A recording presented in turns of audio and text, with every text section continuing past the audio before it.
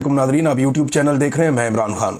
आज की सबसे बड़ी खबर, और मैंने ये बहुत पहले से आपको बताया था, हम इसके ऊपर वक्तन फवक्तन बात करते रहे हैं कि खैबर पख्तूनख्वा में एक बड़ा जरगा होने जा रहा है।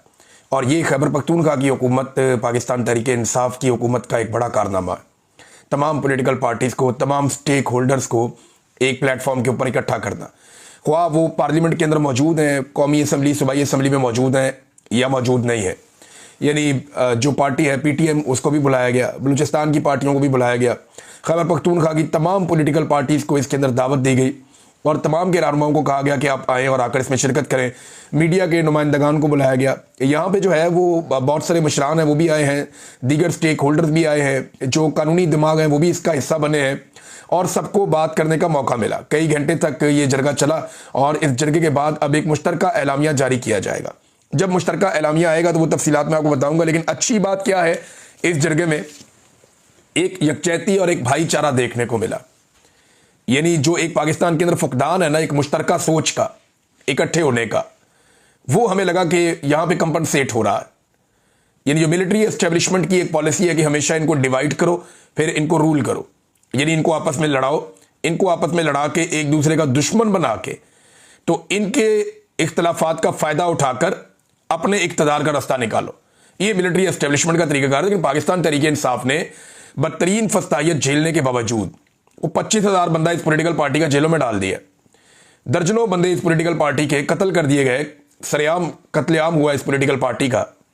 बेशुमार अभी जेलों में पड़े हुए हैं। लीडरशिप सारी की सारी जेलों में पड़ी हुई है।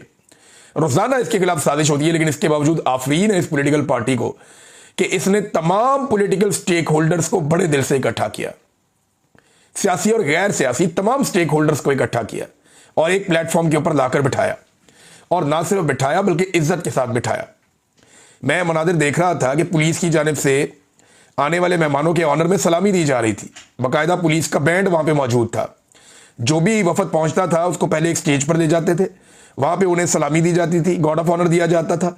उसके बाद उन्हें ले जाकर जो है वो जरगा वाले हॉल में बिठाया जाता था। ऐसे शानदार इंतजाम किए गए, ऐसी इज्जत अफजाई की गई है। सारी पॉलिटिकल पार्टीज ने सबसे वहां पे बात की और जो स्टेज सेक्रेटरी थे वो मुस्लिम लीग नून के थे।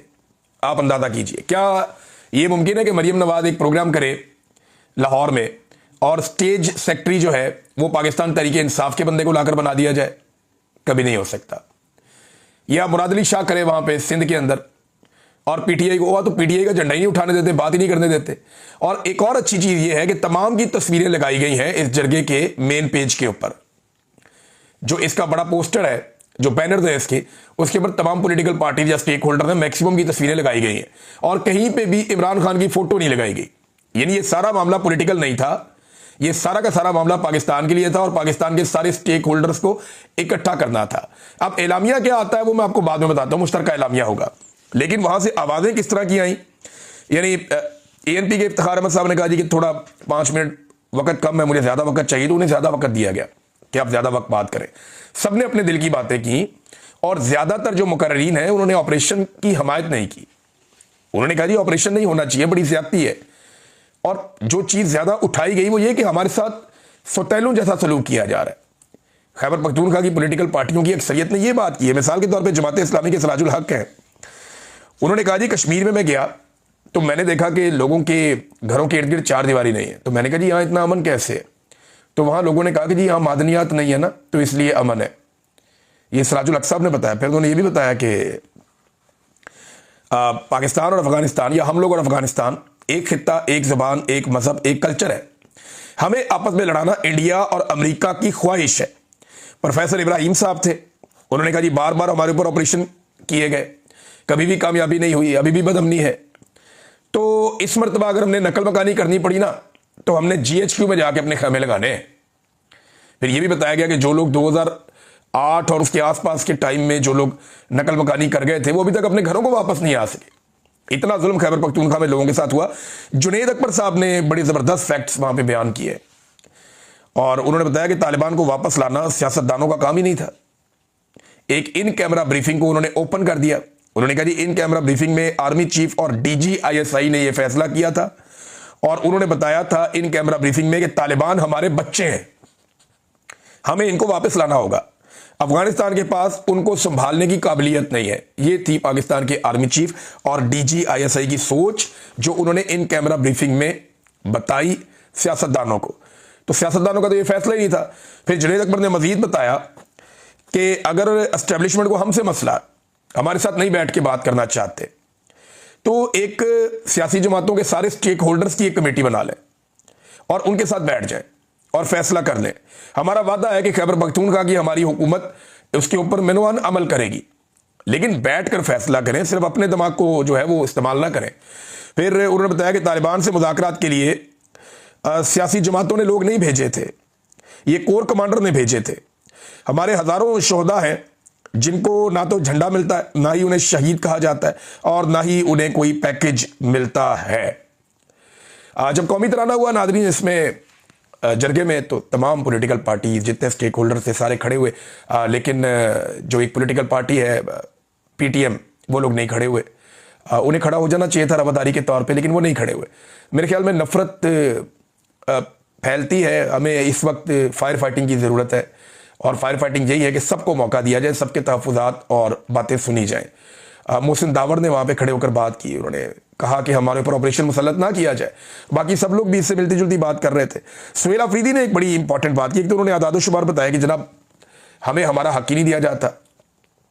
उन्होंने बताया कि खैबर पख्तूनख्वा के साथ कितनी ज्यादती की जा रही है।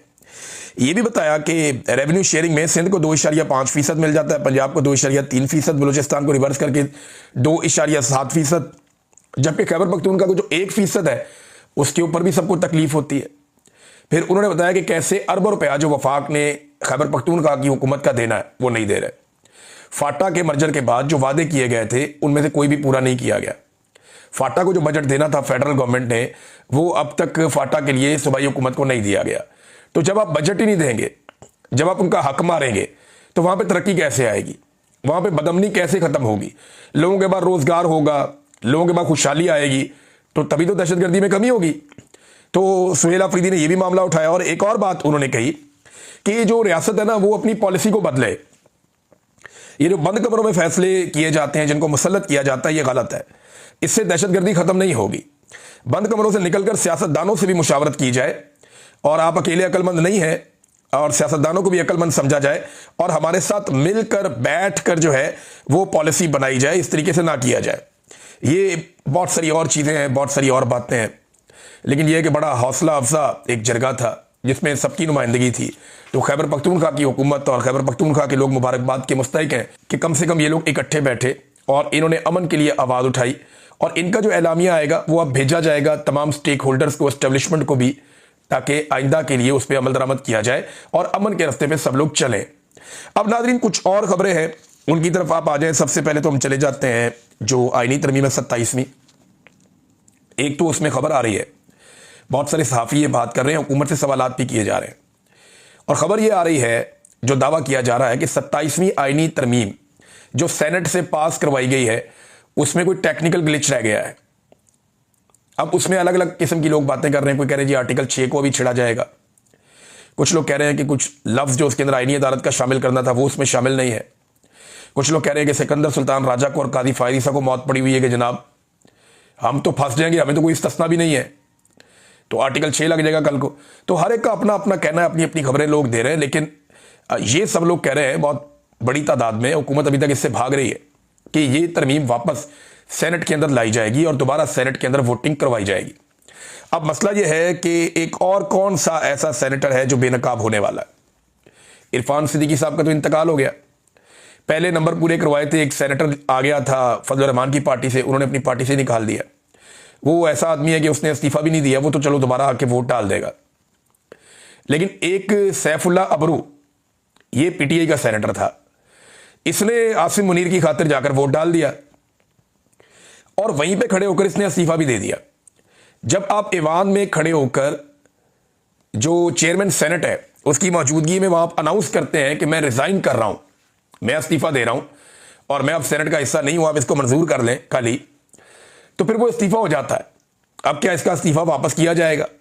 क्योंकि एक मरतबा तो सैफुल्ला अबरू साहब ने जो है वो ये कार्रवाई डाल दी है, लेकिन क्या वो दोबारा जाके फिर से वोट डालेंगे, उनका इस्तीफा वापस किया जाएगा? या चेयरमैन सेनेट खुद वोट डालेगा। अब नंबर तो पूरे करते हैं, देखें कोई एक नया बंदा गंदा करते हैं या पुराने बंदों को दोबारा इस्तेमाल करते हैं, ये पता चल जाएगा अगर इनको दोबारा ये तरमीम करनी पड़ी तो। नाज़रीन, मुफ्ती तकी उस्मानी ने ये जो एक स्टेटमेंट दिया है ना, इससे मुसीबत पड़ गई है पाकिस्तान की एस्टेब्लिशमेंट को, और वो परेशान है कि अब करें क्या, क्योंकि गैर शरई उन्होंने करार दे दिया है, एक गुनाह उन्होंने करार दे दिया इस अमल को कि किसी शख्स को, चाहे वो सिपा सालार है, उसे इस्तिस्ना दे दिया जाए ताहयात। ये बड़ी वाहियात बात है। तो उन्हें ये पसंद नहीं आई और उन्होंने कहा जी इस्लाम के मुताबिक भी नहीं है, उन्होंने इसके ऊपर स्टेटमेंट दे दिया। तो एस्टेब्लिशमेंट को मुसीबत पड़ गई है कि ये तो एक बड़ी क्लैरिटी के साथ पाकिस्तान का सबसे बड़ा आलम दीन है, उसने खड़े होकर ये कह दिया, उसका ये स्टेटमेंट आ गया कि इस गुनाह के अंदर पार्लियामेंटेरियन अपना हिस्सा ना डालें, हमारी शरीयत के अंदर किसी को ताहयात इस्तिस्ना नहीं है। इससे पहले जो सदर को दिया हुआ था वो भी गलत था, तो अब ताहयात ले रहे हैं और आर्मी चीफ के लिए भी ले रहे हैं। लेकिन इंटरेस्टिंग बात यह है कि मुफ्ती तकी उस्मानी की हमायत में पाकिस्तान के उलमा इकराम बोल नहीं पाए, कोई भी आलम दीन जुर्रत नहीं कर रहा और बात नहीं कर रहा। खासतौर पे मुफ्ती मुनीब बिल्कुल नहीं बोला, जो सरकारी मौलवी है। ताहिर अशरफी एक जुमला नहीं बोला। ताहिर अशरफी को बोलना चाहिए था, बताना चाहिए था कि क्या शरीयत के अंदर इस बात की इजाज़त है या नहीं है। ताहिर अशरफी को खुलकर बोलना चाहिए था, सामने आना चाहिए था, क्योंकि यहाँ पे उसकी रहनुमाई दरकार है कौम को, और वो एक सरकारी मौलवी के ओहदे पे बैठा हुआ है, तो उसको बताना चाहिए कि पाकिस्तान के आर्मी चीफ को ताहयात इस्तिस्ना देना शरई नुक्ता नज़र से दुरुस्त है या गलत है। मुफ्ती मुनीब ने भी इसका कोई जवाब नहीं दिया, फजल रहमान भी इसके ऊपर चुप है, बल्कि वो पाकिस्तान से बाहर निकल गए। तो अब देखते हैं क्या होता है। बहरहाल मौलवी जो है वो फंसे हुए हैं, अगर वो ये स्टेटमेंट देते हैं तो एस्टेब्लिशमेंट की तरफ से सख्ती आएगी, और अगर वो स्टेटमेंट नहीं देते और सच नहीं बोलते तो लोग उनको कहेंगे जनाब आपने जब कलमा हक बोलने की बात आई जालिम हुक्मरान के सामने तो आपने सर झुका के सजदा कर लिया। तो मुफ्ती तकी उस्मानी ने कम से कम बात की है, उम्मीद करता हूं कि वो अपनी बात वापस नहीं लेंगे। नाज़रीन, जाहिद गशकोरी साहब हैं जर्नलिस्ट, और उन्होंने एक स्टेटमेंट दिया है, उनका खबर उन्होंने जारी की है अपने ट्विटर हैंडल से। तो मैं वो खबर पढ़ रहा था, मैं चाहता हूं आपको पहले एज इट इज में पढ़ के सुनाऊं। ये पार्लियामेंट को कवर करते हैं, तो वो कह रहे हैं जी 2007 से पार्लियामेंट को कवर कर रहा हूं। मेम्बरान में कभी इतनी मायूसी और बेबसी और गुस्सा नहीं देखा। मेम्बरान, हम रिपोर्टर से पूछते हैं इस 27वीं तरमीम में अवाम के लिए क्या रखा है। यहां पिछले 5 दिन में कम से कम 37 मेम्बरान से मिला हूं, दर्जनों अफसरान गैर मुल्की ऑब्जर्वर्स को मिलना हुआ। सब यही कहते हैं कि इस मुल्क के बड़े अवाम से इतने दूर हो गए हैं जितने 2003 में जनरल मुशर्रफ से, जिन्होंने 17वीं तरमीम पास करवाकर सारी ताकत अपने पास रख ली थी, और फिर 7 साल बाद सदर पाकिस्तान की पार्लियामान को ख़त्म करने की ताकत को 18वीं तरमीम में उड़ा दिया गया।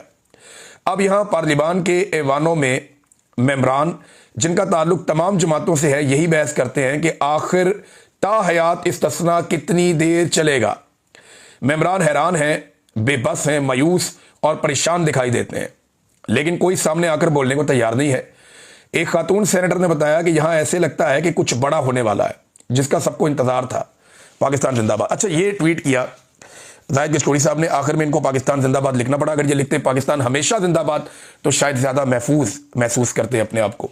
तो देखिए, ये जितने मेम्बरान आके बात कर रहे हैं ना, ये कह रहे हैं कि ये क्या हो रहा है, ये क्यों हो रहा है, बेबसी है, लाचारी है, मजबूरी है। इनको उस वक्त गैरत और शर्म नहीं आई जब ये जाली फॉर्म 47 के ऊपर आ रहे थे असेंबली के अंदर। अब तुमने एक दफा घूं खा लिया है, जाली फॉर्म 47 ले लिया है, तो बार बार खाओ, क्या फर्क पड़ता है। मुंह का जायका तो आपने गंदा कर दिया, पॉलिश आपके हलक तक उतर गई है चाट चाट के जूते को।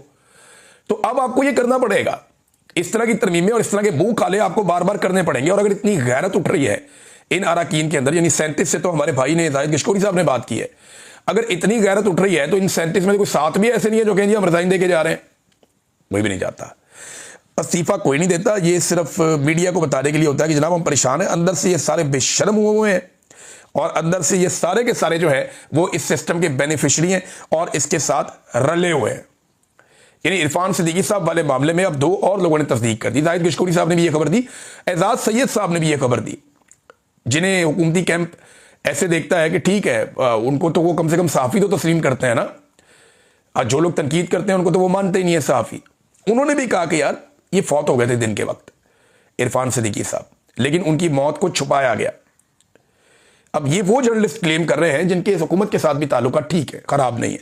चले हमारे तो ताल्लुकात ही बिगड़ गए ना एस्टेब्लिशमेंट के साथ, हुकूमत के साथ, तो उनके तो ताल्लुकात ठीक है। वो भी ये कह रहे हैं और इस बात की तस्दीक कर रहे हैं कि दिन के वक्त उनकी वफात हो गई थी, लेकिन बाद में फैसला किया गया और वफात छुपा ली गई ताकि सेनेट की कार्रवाई ना रुक जाए। तरमीम मुकम्मल करवा के उसके बाद वफात